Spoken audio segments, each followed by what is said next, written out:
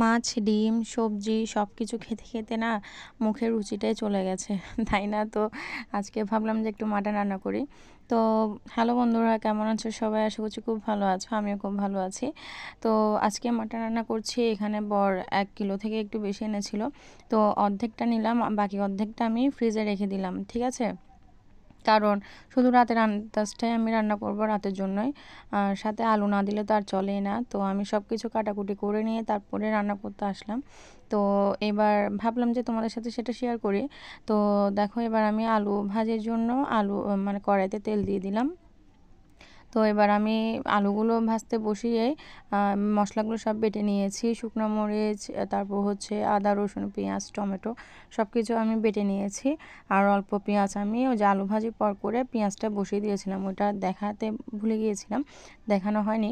তো এবার আমি এখানে সবগুলো বাটা মশলাকে ঢেলে দিলাম, ঢেলে দিয়ে তারপর এগুলো অনেকক্ষণ মানে যতক্ষণ না কষানো হয় ততক্ষণ পর্যন্ত কষাবো। আর শিলনোড়াটা কেন দেখালাম বলো তো? কারণ যদি আবার বিশ্বাস না করো সেই জন্য আমি দেখিয়ে দিলাম। তো এবার বাটা মশলাটা থেকে যখন তেল ছেড়ে দিয়েছে তখন এবার আমি এখানে সবগুলো শুকনো মানে মশলাগুলো দিব।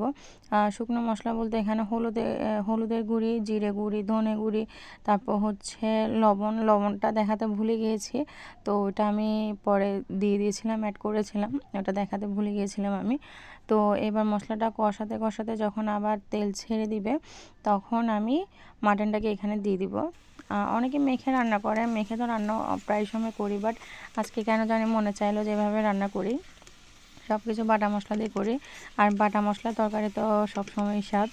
আর সময়ের জন্য তেমনটা করা হয় না, বাট আজকে করেছি। আজকে বললাম যে একটু লেট হলে হোক, তাও মানে আজকে সব কিছু বেটে তারপর আমি রান্না করবো। আর না হলে তো ব্লেন্ডার দিয়ে করতাম, বাট ব্লেন্ডার আর করতে মানে মন চাইলো না, আজকে এভাবে মনে চাইলো, তো এভাবে করছি।